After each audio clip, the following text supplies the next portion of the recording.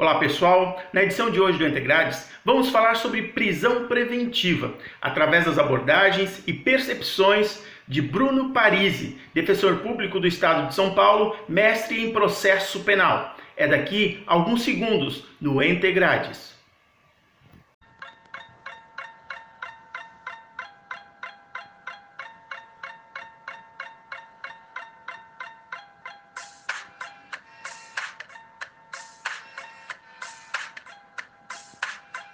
Qualquer questão processual penal, não só a prisão, a gente precisa primeiro responder uma pergunta.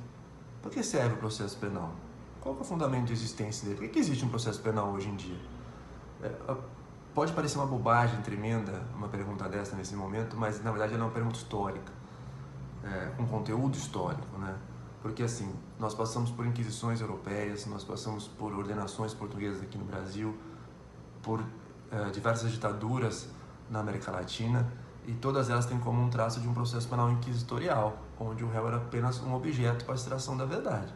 Ou seja, a tortura era algo absolutamente normal, e prisão, então, era o fundamento, era o começo do processo, né?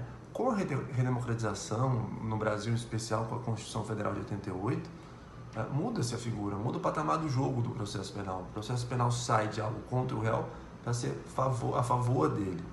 Ou seja, hoje o processo penal serve, e o único fundamento de sua existência é proteger o réu contra aqueles arbítrios estatais. Ou seja, o próprio processo penal é uma garantia para o réu.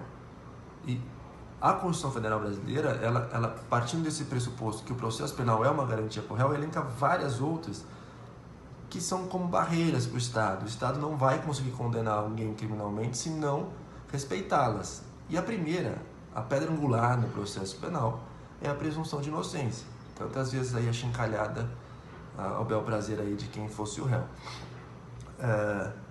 A presunção de inocência, ela reflete no processo ao ponto de dizer assim: você é acusado de um crime no processo penal, enquanto não transitar em julgado a sua sentença condenatória, você será tratado como se inocente fosse.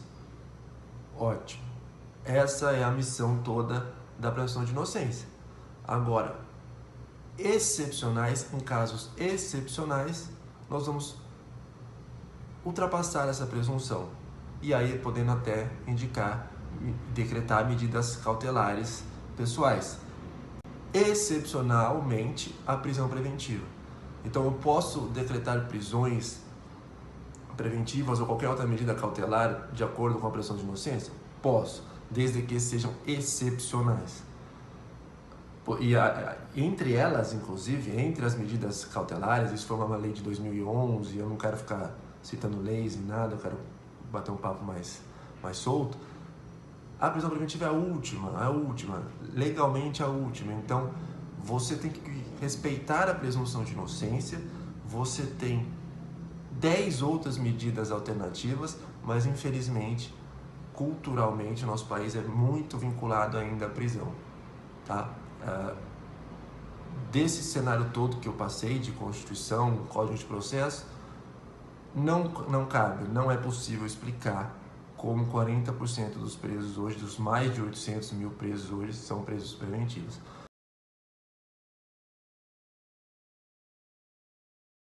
Nós já falamos, né, que a prisão preventiva ela é excepcional, né? Mas o que é então? Onde que está essa questão toda? Como é que está posta no código, né?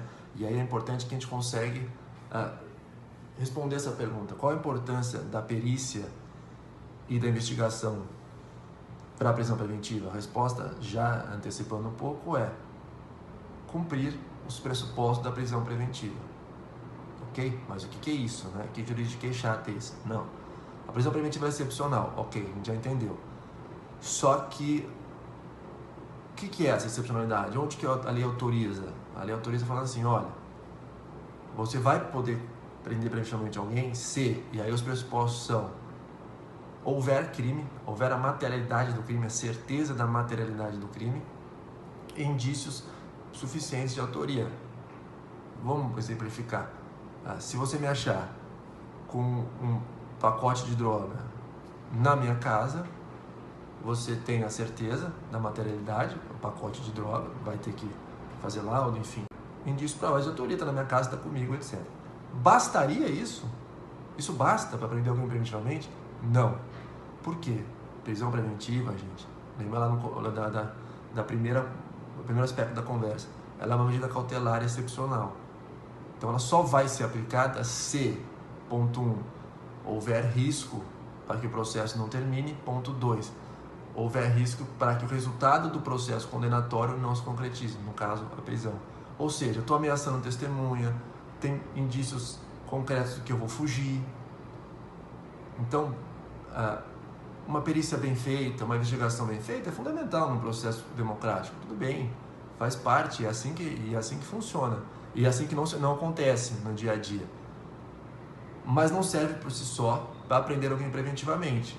Então, assim, para me deixar mais claro, uma investigação bem feita vai levar ao preenchimento do pressuposto da prisão preventiva, que é, olha, estou indicando aqui o indício de autoria e a certeza da materialidade. Toma, seu juiz, agora o senhor avalia se essa pessoa tem ameaçado, se vai fugir, etc. e tal. Então, preenche o primeiro parate, a primeira fase para se prender alguém preventivamente. E só, tá? Seria bom se fosse assim, mas infelizmente tem uma abertura no próprio Código de Processo Penal, quando a gente vai falar dos requisitos da prisão preventiva, não do pressuposto, tem algo que chama prender alguém em função da ordem pública, para garantir a ordem pública. Até hoje, doutrina não consegue saber o que é isso, não consegue chegar no consenso do que é isso, e essa é a grande carta na manga, porque torna-se extremamente difícil você comprovar que o réu está ameaçando alguém, que o réu vai fugir, etc. Vai pelo caminho mais fácil de falar, olha, esse crime aqui, tráfico de drogas, é um crime que abala a sociedade, portanto eu prendo ele preventivamente. Em notório descumprimento a tudo isso que a gente falou, excepcionalidade, etc. etc.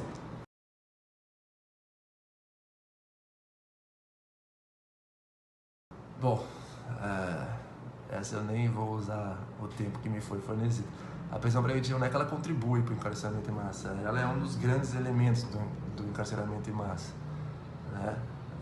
Bom, a gente pode pensar que no Brasil, nos anos 90, a nossa população carcerária era de 90 mil presos.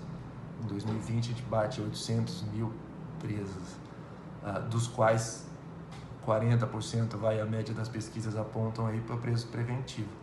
O que por si só já é um absurdo, já conversamos, a excepcionalidade dessa prisão não compatível, não condiz com algo em torno de 400 mil pessoas, 300 e tantas mil pessoas presas preventivamente.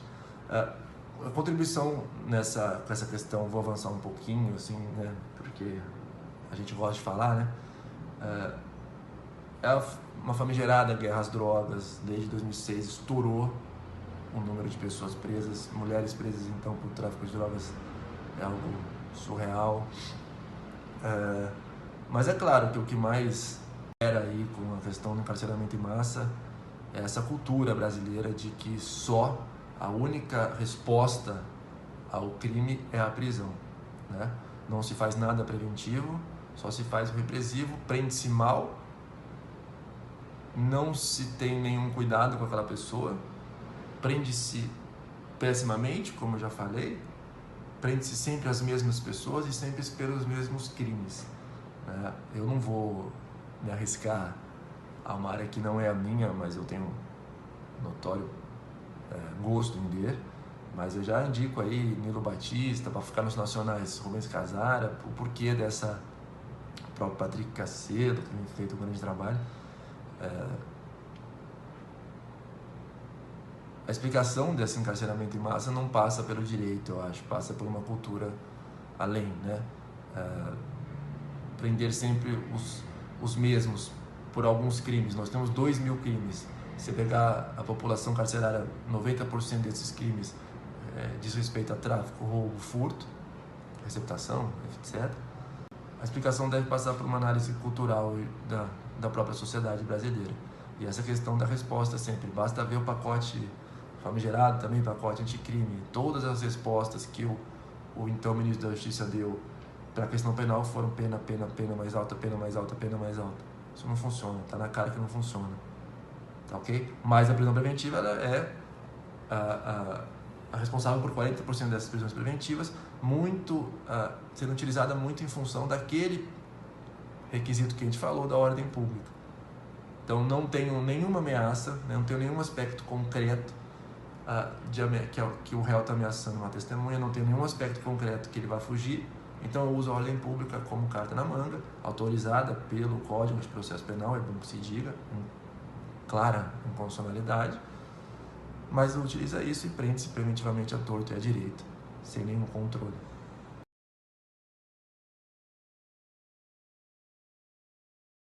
Bom, essa última pergunta é uma pergunta muito bem elaborada, como todas, e capciosa, né, um pouco. Como eu enxergo essa questão da pessoa ser presa preventivamente e depois ser absolvida? Olha, eu acho que a análise não é muito da absolvição, né? Inclusive entrou em vigor, se não me falha a memória, em 2019, uma nova lei de abuso de autoridade, e entre elas, no começo delas, olha, você decretar a prisão de alguém ou não substituir pelas medidas alternativas à prisão, manifesta a contrariedade às hipóteses legais da prisão, né? Então eu prendo preventivamente porque eu acho que o cara é palmeirense, sou corintiano. Isso não pode, isso seria crime por parte do juiz, né? Crime disposto na lei hoje em dia, lei nacional hoje em dia. Mas eu acho o seguinte, eu acho que a gente tem que, para além dessa questão da absolvição, nós temos que criar novos obstáculos à implementação da prisão preventiva, né? Então a primeira questão que se coloca é tirar a ordem pública como um dos requisitos da prisão preventiva, trazer e exigir que o juiz analise elementos concretos de conveniência da instrução criminal, não a fuga, uma suposta fuga do réu, etc. Eu acho que isso seria mais benéfico hoje, e aliás, é bem que se diga que a lei anticrime se teve, o pacote anticrime se teve algo positivo, foi nessas questões, exige do juiz uma fundamentação mais concreta para prender preventivamente. Se ele se atentou aos aspectos legais, se ele se atentou que, olha, efetivamente existe prova de materialidade aqui, existe indício de autoria, existe um receio que o Bruno, no caso, vá fugir, o receio concreto, ou está ameaçando testemunha, concreto. E no final, essa culpa minha, passada pelo contraditório, pelo processo penal, não é formalizada, ou seja, eu sou absolvido, ok, isso faz parte. Se ele se atenta às questões excepcionais da prisão preventiva, agora não acontece hoje em dia, tá? Então, assim, hoje prende-se a rodo por essa questão da ordem pública, depois o cara é absolvido. Claro, você prende porque o tráfico é um crime grave que assola a sociedade. Mas você não pode fazer essa análise da culpa, né? Existe essa diferença, tem que ficar bem clara entre a prisão preventiva e a prisão culpa, a prisão pena. Entendeu? Então o que os juízes fazem é antecipar. E por isso que a pessoa fica presa tanto tempo sem motivo. Tá? Existem casos e casos de indenizações que já foram feitas e cumpridas por prisões absolutamente ilegais, prisão com base em reconhecimento feito errado na delegacia, etc, etc. Resumindo tudo dessa última questão, o que eu queria passar para vocês é o seguinte: é importante que se aperte o cerco da prisão preventiva. Tá? Apertado o cerco da prisão preventiva, se os juízes e juízas reconhecessem a excepcionalidade dela e respeitassem os elementos concretos do diploma, do processo penal, fatalmente esses erros, essas absolvições depois seriam muito menores, esses erros menores, né? Você prenderia muito menos gente e teria as chances de erro muito menores, tá? Então, claro, tem aí a lei de abuso de autoridade, que o juiz comete crime se ele sair dos aspectos legais, mas é preciso reformular, tirar essa ordem pública, é preciso subir o sarrafo para que os juízes não mais tenham essa liberdade na hora de decidir sobre a prisão preventiva de alguém. E aí ficaria tudo mais fácil mesmo, o mecanismo ficaria mais fácil, tá ok? Mas claro, prisões convertidas absolutamente legalmente, depois da absolvição, devem ter para o réu as indenizações cabíveis.